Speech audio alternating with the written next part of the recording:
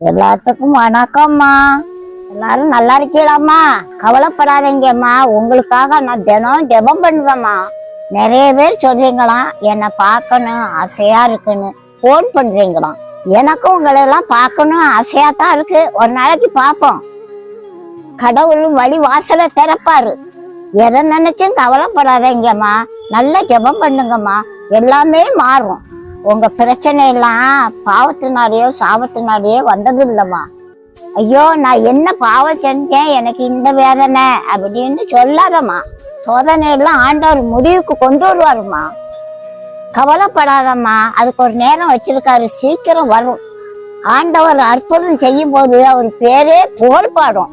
நீங்க குடும்பமா சாட்சி சொல்வீங்க. அதுக்காக தான் ஆண்டவர் இதை அனுபவிச்சிருக்காரு. பைபிள்ல ஒரு சம்பவம் இருக்கு, உனக்கு தெரியுமாமா? பிறவியிலேயே பார்வை இல்லாத ஒருத்தர் இருந்தான். சீடர்லாம் கேட்டாங்க, இது இவன் செஞ்ச பாவமா இல்ல பெத்தவங்க செஞ்ச பாவமான்னு கேட்டாங்க. ஏசப்பா சொன்னாரு, இவனும் பாவம் செய்யல, இவங்களை பெத்தவங்களும் பாவம் செய்யல. நான் வரணும், இவனோட கண்ணை திறக்கணும் அப்படிங்கிறது கடவுளோட சித்தம். எதுக்காகன்னு தெரியுமாமா? இயேசு அவன் கண்ணை திறந்தா கடவுளோடைய பேர் புகழ் பாடும் இல்லையா, அதுக்காகத்தான் அப்படி பிறந்தானாமா. வேற பாவமோ சாவமோ எதுவுமே இல்லம்மா. உன் கதையே அப்படிதாம்மா.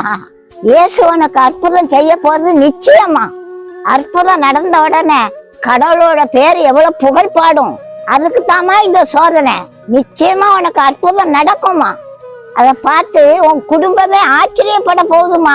உன் குடும்பமே ஏசப்பாக்கு பிள்ளையாக போகுதுமா. உன் குடும்பம் ரட்சிக்கப்படணுமா வேண்டாமா சொல்லுமா. கொஞ்சம் பொறுமையா இருந்து ஜெபம் பண்ணுமா.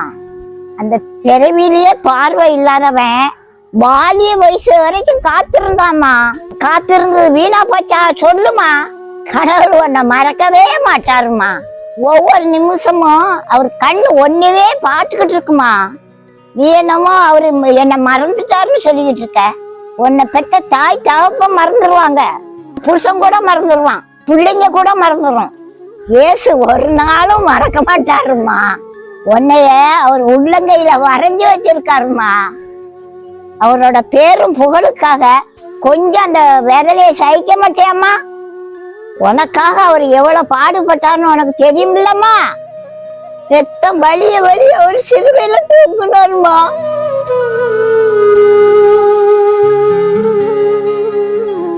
எல்லாம் உனக்காகத்தாமா. அவருக்காக கொஞ்சம் பொறுத்துக்கம்மா. ரொம்ப உன்னை கஷ்டப்பட விட மாட்டாருமா. அவர் மனதுக்கும் உள்ளேருமா.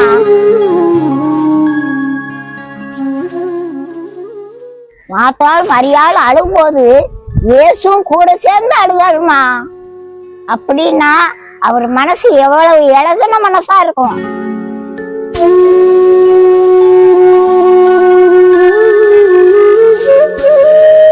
அவர் மனச புரிஞ்சிக்கம்மா. உன்னோட முழு குடும்பமா ஆண்டவருக்காக எழும்ப போகுதுமா. இப்போ உன்ன கேள்வி பேசினவங்க எல்லாம் வாய பொத்திக்கிடுவாங்கம்மா. உங்க குடும்பம் மூலியமா அவர் பேர் புகழ் பாட போகுதுமா. அது பரலோகத்துக்கே பெரிய சந்தோஷமா. பரலோகத்துல இருந்து உனக்கு ஆசீர்வாதம் கொட்டுன்னு கொட்டுமா. அது சீக்கிரம் நடக்க போகுதுமா. பாட்டி நானும் இருப்பேன் அப்ப சொல்லுவேன், பாட்டி சொன்னதெல்லாம் உண்மை அப்படின்னு சொல்லுவேன். எனக்கு அதானமா வேணும், வேற என்ன வேணும்? நீ நல்லா இருந்தா போதுமா. பாட்டிக்கு சந்தோஷமா. இயேசுவ நல்ல மனப்பூர்வம் ஏத்துக்கிட்டு நல்ல ஜெபம் பண்ணுமா. உன் ஜெபத்துக்காக ஆண்டவர் காத்துக்கிட்டு இருக்காருமா. உன் ஜெபத்தினாலதான் அற்புதம் நடக்கும். நானும் உனக்காக ஜெபம் பண்ணுதம்மா. ஜெப கொடுத்துல எல்லாருக்காக நான் ஜெபம் பண்ணுதம்மா.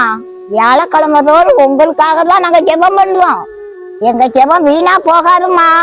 உங்களுக்காக நான் ஜெபம் பண்ண போறேன். நீங்களும் கூட சேர்ந்து ஜெபம் பண்ணுங்க.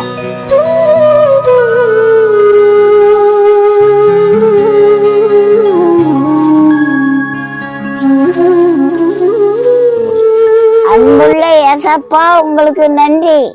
வீடியோவை பார்க்கவங்கெல்லாம் ஆசீர்வாதம் படிக்கணும்ப்பா. அவர் கடன் பிரச்சனையெல்லாம் மாறணும் ஏசப்பா. பிரிஞ்ச குடும்பங்கள்லாம் ஒண்ணு சேரணும்ப்பா. குடும்பம் முழுவதும் ரட்சிக்கப்படணும்ப்பா. கண்ணீரை காண்கிற தேவனி ஒவ்வொருத்தர் கண்ணீரையும் தடங்கப்பா. ஒவ்வொரு குடும்பத்திலையும் சமாதானம் வரட்டும்ப்பா. என் பிள்ளைகள் நிம்மதியா சாப்பிட்டு நிம்மதியா தூங்கணும்ப்பா. உங்களோட அன்பு கருத்துல ஒப்பு கொடுக்கிறேன். இயேசுவின் மூலம் ஜெபம் கேளும் நல்ல பிதாவே. ஆமென். அல்லேலூயா. கவலைப்படாதாமா, நான் பாட்டி ஜெபம் பண்ணியிருக்கேன். சீக்கிரம் நல்லதே நடக்கும். உங்களை எல்லாம் நான் சீக்கிரம் பார்க்க போறேன். நீங்க நல்லா இருப்பீங்கம்மா.